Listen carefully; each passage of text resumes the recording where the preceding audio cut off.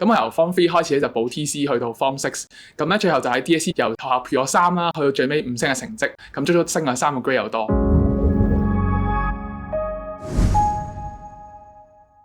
大家好啦，我係嚟自香港華書院嘅 Anthony 啦。咁我由 Form 3開始咧就補 TC 去到 Form 6，咁咧最後就喺 DSE 由學校撇咗3啦，去到最尾5星嘅成績，咁足足升咗3個 grade 又多。我覺得讀呢科都令我覺得幾絕望啊，因為嗰陣時就冇一個合適嘅學習方法啊，或者係一啲策略咧就去應試，咁導致喺可能喺 final 考試嗰時咧就會覺得好困難啊，好辛苦啦。補 TC 嘅原因咧係因為之前咧都有啲師兄咧補 TC 咧就攞過好多唔同嘅佳績啦。咁例如話上屆嘅師兄咧都同我哋大力推薦就補佢，就話一定冇問題㗎啦。咁所以咧我哋都好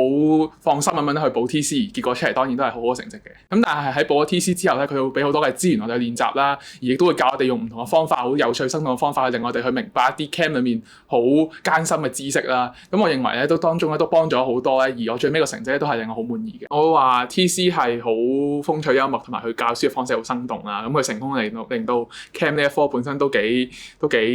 令難明啦，或者有啲苦悶嘅科目啦，令到學習嘅過程咧就變得好有趣，同埋佢都好證明到俾我哋睇就係付出嘅努力咧就喺 Chem 上面咧係終於可以見到自己嘅回報啦。咁都係一樣好 encouraging 嘅嘢。